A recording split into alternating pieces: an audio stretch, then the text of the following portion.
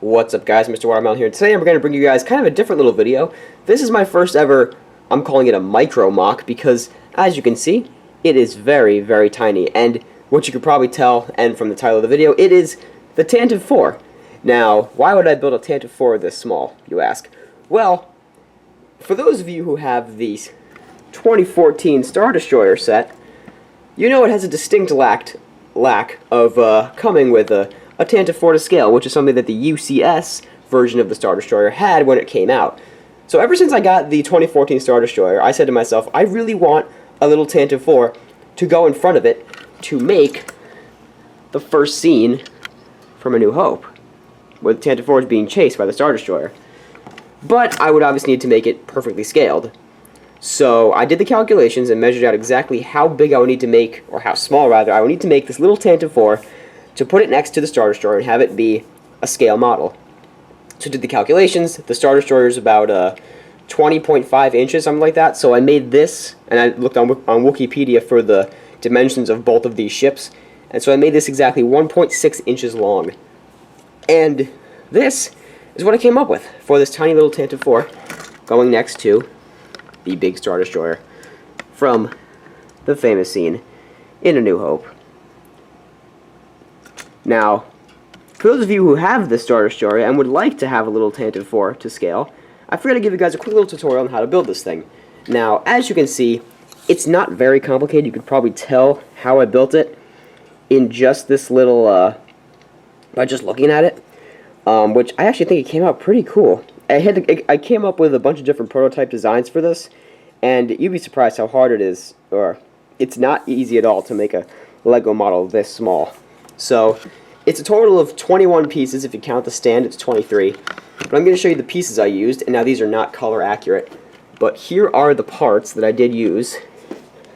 So, starting off with the front, I had two cones, and the cones were actually white, as you can see on the model. The cones are white, but I don't have any more white cones. And one of these T-pieces that goes right in between them. And it goes into this modified brick, which you've all seen this piece before. But in white, obviously. The entire thing is white, gray, and little red up there. And then it goes into this Republic Red 1x1 tile that you can see how that connects to the other modified brick, which actually fell over. And that's supposed to be white as well. You can see that right there. And then it's got a tile on the top of it, which is a Republic Red tile. Now on the bottom of this modified brick, that you can see right there, is a white stud that goes into a white plate. And then the engines are made of 3 studs each, 2 white and 1 gray in the middle. Now I know the real Tantive IV had 11 engines, but on this tiny scale model, I was only able to fit 4.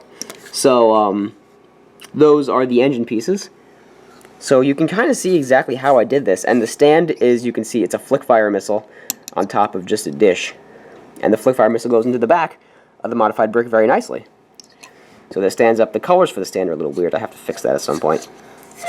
But, wow, that was a weird sound. So I put this in front of the Star Destroyer, and it makes for some pretty neat little scenes. My TIE fighter's back there. Still, it is my background holder-upper, if you will.